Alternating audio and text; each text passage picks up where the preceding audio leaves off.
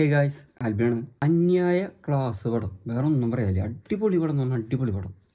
ഒരു രക്ഷയില്ല. Making wise ആയാലും സംഭവം ഫുള്ള് 3 മണിക്കൂറുണ്ട്. 3 മണിക്കൂർ എന്ന് പറയുമ്പോൾ നമുക്ക് സാധനം പോണതറിയില്ല. അതുപോലെയാണ് ഓരോന്നിങ്ങനെ ബിൽഡ് ചെയ്ത് നല്ല രസമുണ്ട് സാധനം കണ്ടിരിക്കാൻ. ചാതി എൻഗേജിങ് ആയിട്ടാണ് പടം പോണത്. അടിപൊളി പടം അതിൻ്റെ. ലാലേട്ടൻ്റെ പെർഫോമൻസ് ആയാലും മഞ്ജു വാര്യർ തീയുണ്ട് ഈ പടത്തിൽ. പിന്നെ ടോവിനോടെ, പൃഥ്വിരാജിൻ്റെ, മറ്റേ വില്ലൻ ആരാന്ന് ഞാൻ പറയണില്ലേ, സ്പോയിലർ ഒന്നും പറയണില്ലേ. ഓക്കെ, ഭയങ്കര സ്ലോ പീസാണ് പടം, പക്ഷേ സൂപ്പർ. എടുത്തു പറയണത് പൃഥ്വിരാജിൻ്റെ ഡയറക്ഷനാണ്, രക്ഷയില്ല. പിന്നെ മുരളി ഗോപിയുടെ റൈറ്റിങ്. പടത്തിന് എന്തൊരു ആവശ്യമുള്ള ആ സാധനമുള്ളൂ അതിൽ, അല്ലാണ്ട് വെറുതെ ഇങ്ങനെ വാരി വലിച്ച് ഇടേണ്ട സംഭവമൊന്നുമില്ല.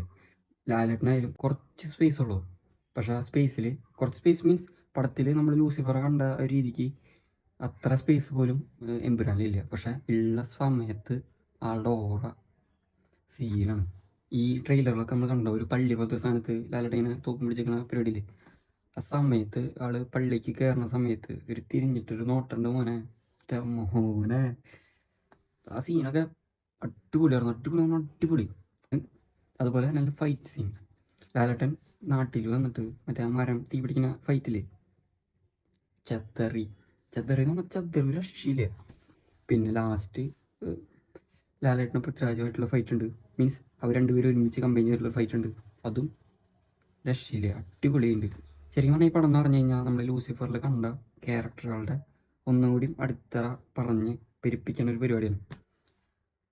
അല്ലാണ്ട് ലാലേട്ടൻ്റെ കഥ നമുക്ക് കിട്ടും എന്ന് വിചാരിച്ചൊക്കെ പോകുന്ന ആൾക്കാരുണ്ടെങ്കിൽ അത് പ്രതീക്ഷിക്കരുത്. പിന്നെ ഓവർ ഹൈപ്പായിട്ട് പോകുന്നവരും അങ്ങനെ പ്രതീക്ഷ പോകാണ്ടിരിക്കുകയായിരിക്കും ബെറ്റർ. കാരണം ഇതൊരു മസാല പടമല്ല, ക്ലാസ് പടമാണ്. മേക്കിംഗ് വൈസ് ആയാലും ഒരു ഹൈ ക്ലാസ് പടം കണ്ട ഒരു ഫീലാണ് നമുക്ക്. മാതിരായിട്ടാണ് സാധനം, മനസ്സിലായി. പിന്നെ ഞാൻ പറഞ്ഞില്ലേ, മഞ്ജു വാര്യർക്ക് കിട്ടില്ല റോളാണ്. ടോവിനോയ്ക്ക് റോളില്ലാന്നല്ല പറഞ്ഞത്, പക്ഷേ മഞ്ജു വാര്യരുടെ റോള് അടിപൊളിയുണ്ട്. അതുപോലെ ഓരോരുത്തരെയും, സുരാജിൻ്റെ ആയാലും ഓരോ ക്യാരക്ടറിനും ആവശ്യമുള്ളതാണ് കൊടുത്തിട്ടുള്ളത്. വെറുതെ വന്ന് പോണ പരിപാടിയൊന്നുമില്ല.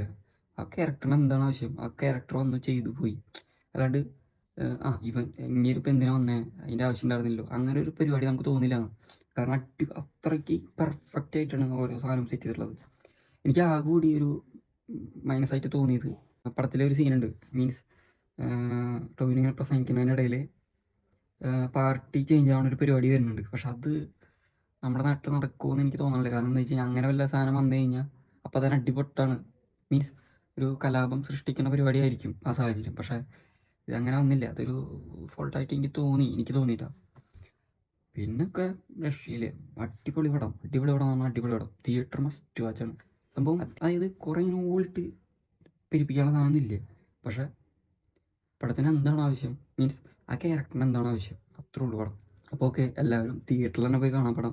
ഇതിപ്പോൾ ഞാൻ പറഞ്ഞതുകൊണ്ട് എൻ്റെ ഒരു ഒപ്പീനിയനാണ്. നിങ്ങൾക്ക് ഇഷ്ടപ്പെട്ടാൽ എടുക്കുക. ഓക്കെ, അപ്പോൾ ഇനി അടുത്ത വീഡിയോയിൽ വരുന്നവരെ ഓക്കെ, ബൈ.